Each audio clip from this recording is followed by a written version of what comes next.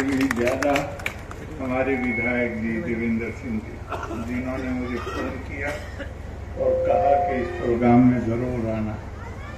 आपने जो ये सम्मान दिया है उसके लिए मैं कृतज्ञ। फोटो वाला आ जाएगा। यहाँ पे श्रद्धालु भक्त जन हैं और मैं उनसे ये कहूँगा कि ऐसे कार्यक्रमों की आत्मा को पहचानने की कोशिश करनी चाहिए। ये केवल ऐसा नहीं है कि हम यहाँ इकट्ठे हो गए और एक भक्ति का भी माहौल है और एक सबसे मिलना जुलना भी है, ये उससे ज्यादा है। पहली बात तो ये मैं चाहूंगा इस पर ध्यान दीजिएगा। पहली बात तो ये कि भारतीय परंपरा में चाहे मां सरस्वती हो, चाहे मां लक्ष्मी हो, चाहे मां शक्ति हो, इसको स्त्री के रूप में देखा गया है। तो इससे क्या पता चलता है कि जहां पर नारी का सम्मान होता है वो समाज, वो लोग उन्हें आगे बढ़ने से दुनिया की कोई ताकत रोक नहीं सकती।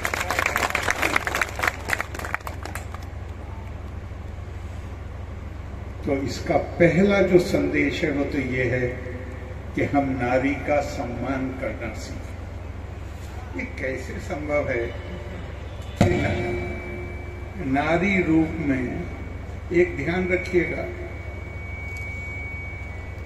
सनातन की शिक्षा में अचिंत्य सिया प्रामी यस्या निर्गुण सिया शरीरिना उपासका नामो सिद्धियार्थम ब्राह्मणो रूप कल्पना। कहा यह गया है कि वो जो है जिसके ये प्रतीक हैं, वो जो है वो तो अचिंत्य है, इंसान की सोचने की ताकत से ऊपर है। अग्राह्यम अचिंत्यम अव्यापदेशियम एकात्मा प्रतीया यसारम फिर पंचोपशमम। आपकी अभिव्यक्ति, आप जो बात करते हैं उसमें उसको, बल्कि मुझे याद आ गया है एक बड़ी सुंदर प्रार्थना, और मैं इंग्लैंड में ऑक्सफोर्ड यूनिवर्सिटी है, वहां एक इंस्टीट्यूट है, उसमें मुझे एक लेक्चर के लिए बुलाया गया था, बहुत साल पहले की बात। तो मैंने वहां कहा कि मैं आपको एक प्रार्थना, दुआ सुनाता हूं, और मेरी आपसे ये विनती है कि जरा सोच के बताइए कि ये रचना किसकी हो सकती है। और वो प्रार्थना ये है, हे प्रभु, मैंने 3 बड़े अपराध किए, गुनाह किए, उसके लिए मुझे क्षमा कर दिया। पहला मेरा गुनाह ये है, अपराध ये है कि मैंने आपकी स्तुति में भजन गाए, और आप तो वो हैं जिसको शब्दों की पकड़ में लाया ही नहीं जा सकता। इस तरह मैंने आपके उस अस्तित्व को, जिसको शब्दों में बयान किया ही नहीं जा सकता, उसको शब्दों में जकड़ने की कोशिश की। ये मेरा गुनाह। मैं ध्यान लगा के बैठा, मैंने अपने मन मस्तिष्क में आपकी एक छवि बनाई और उसको पर ध्यान केंद्रित करके तब किया, और आप तो वो हैं जिसको कोई शक्ल दी ही नहीं जा सकती। किस तरह मैंने उसको, जिसको कोई छवि नहीं दी जा सकती, उसको छवि दी, ये मेरा दूसरा बड़ा गुनाह। मैं तीर्थों में गया आपको ढूंढता हुआ, और आप वो हैं जो हर वक्त हर जगह मौजूद हैं। आपकी उस हस्ती को जो हर वक्त हर जगह मौजूद है, मैंने कुछ स्थानों तक सीमित किया। ये मेरा तीसरा बड़ा गुनाह है। तो मैंने उन लोगों से पूछा कि आपका क्या ख्याल है कि ये रचना किसकी हो सकती? उनमें से ज्यादातर ने कहा कि ये किसी भक्ति या सूफी कवि की है। मैंने कहा, श्रीमान, महाभारत में एक अध्याय है जिसका नाम है अष्टवक्र गीता। अष्टवक्र गीता की शुरुआत इस प्रार्थना से होती है।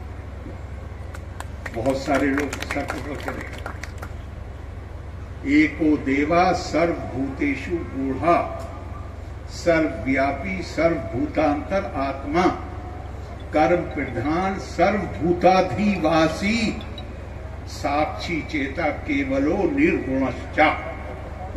वो एक है, वो हर किसी के अंदर आत्मा के रूप में मौजूद है। उसने कर्म को प्रधान बनाया है, सर्वभूताधिवासी, और वो कण कण में मौजूद है। साक्षी, उर्दू में कहेंगे शाहिद, जो कुरान में भी अल्लाह का नाम है। चेता, जो सब कुछ जानता है। केवलो, वो अकेला है। आप सभी से आग्रह है कि जहां आप सभी अपना अपना स्थान ग्रहण करेंगे,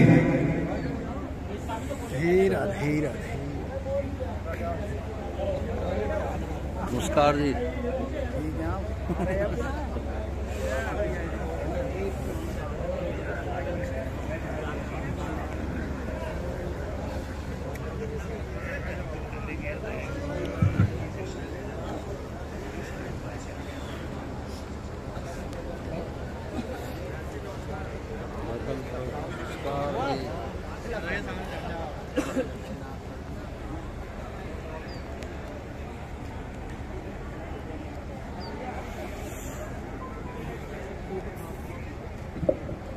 मैं आगे अपने आज के इस कार्यक्रम के मुख्य अतिथि जी से अनुरोध कि वो उनको प्रतीक चिन्ह देंगे।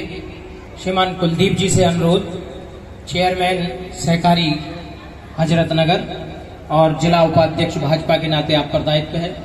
श्रीमान धर्मेंद्र जी, प्रदेश उपाध्यक्ष ब्राह्मण महासभा, श्रीमान जगबीर शर्मा जी प्रधान जी और श्री मोहित उपाध्याय जी, इनसे अनुरोध कि वो महामहिम जी का स्वागत प्रतीक चिन्ह देकर और पटका पहनाकर उनका अभिनंदन और स्वागत करेंगे।